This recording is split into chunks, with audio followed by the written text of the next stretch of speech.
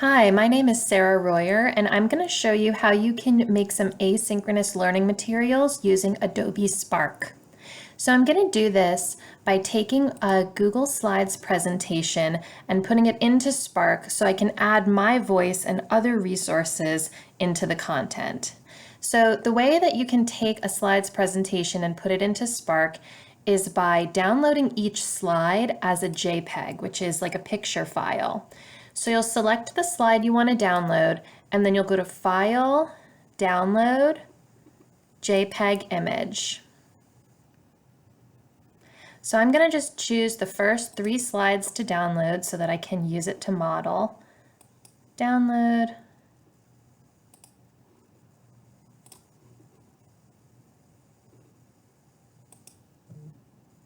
There we go. So as you can see at the bottom of my screen here, all of my files have been downloaded right there. So now I'm going to go into Spark, and I've already logged in using my @fcpsschools.net email address, and I'll show you more later why that's a great idea.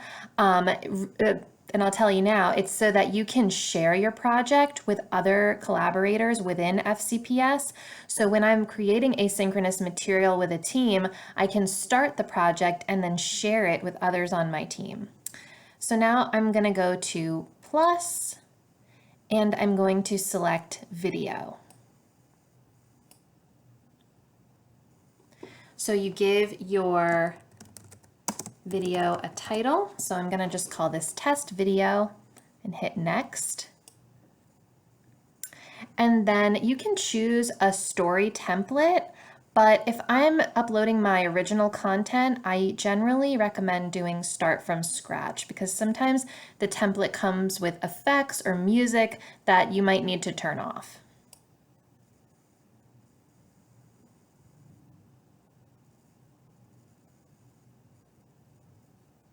So as you get started, there's always this little tutorial that launches, so I'm going to just let it play now. It's just about a minute.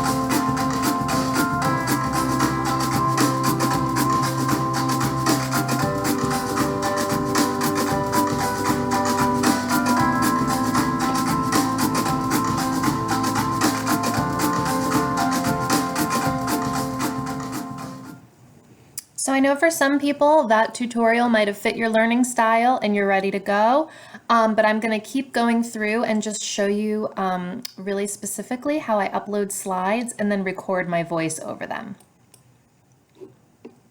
So this is what's going to pop up when you have your new video.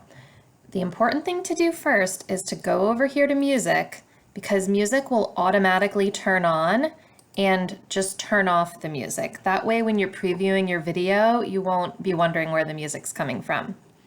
Then you can go back over here to the slides and hit the plus button. And now I'm going to add a photo. And I'm going to upload the photo.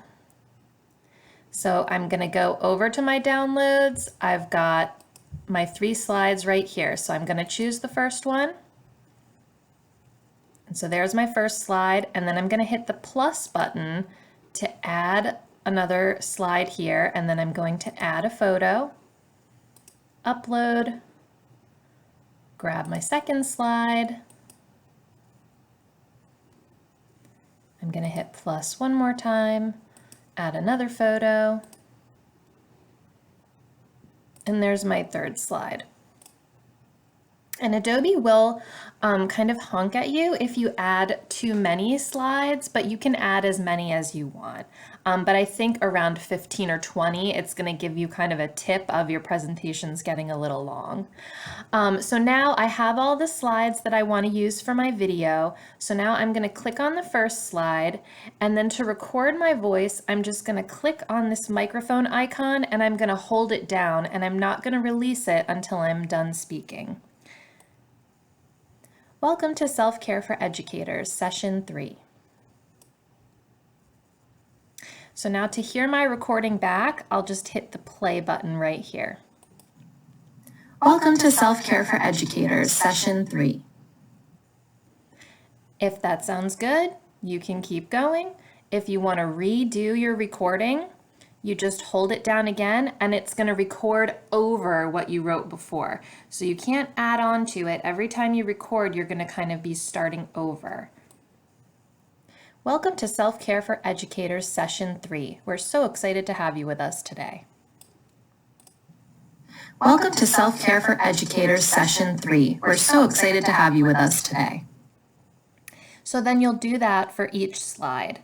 And if you click over here, if you decide that you just want to remove the narration completely and you realize I don't really need to be introducing, the course, people can read it for themselves, or if you want your image to just speak for itself, you can decide to remove the narration by clicking right there.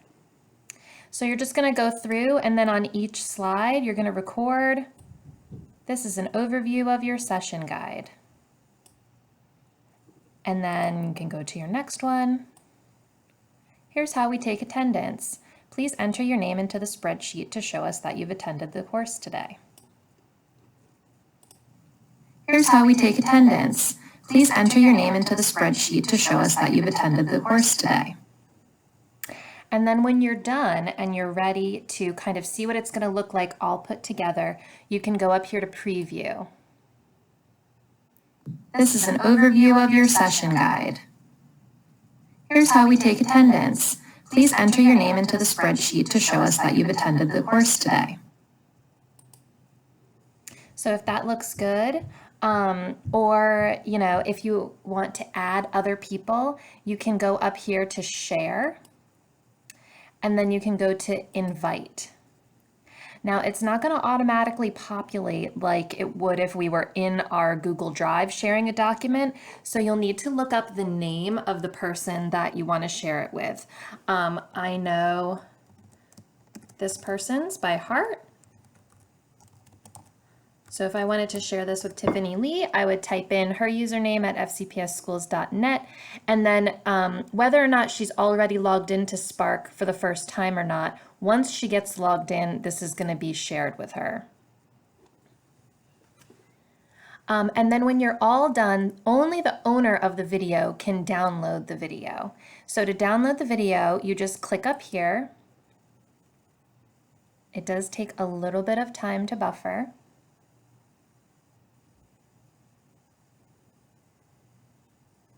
And it also takes some time if you're uploading this to a Google Drive.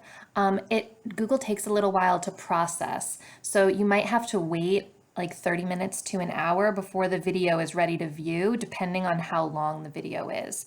So you'll see down here, the video just downloaded as an MP4 that then you can share however you want to share it. So the other thing I just want to show you before we go is how to view projects that have been shared with you. So you go up here to the Home button and then go over to Projects. And here's where you can see your projects that you started and projects that have been shared with you. And then if you want to look just by a recent view, this will sort them by how recently you've worked on them. One thing to remember when sharing in Adobe is that you can't work on a video at the same time as someone else because it's trying to save your changes. It's not quite as agile as a Google Doc. So if you are working on a project with a team, you're going to get a message if you log in and someone else is working on it. So just make sure that you communicate with one another when you're going to be working on it.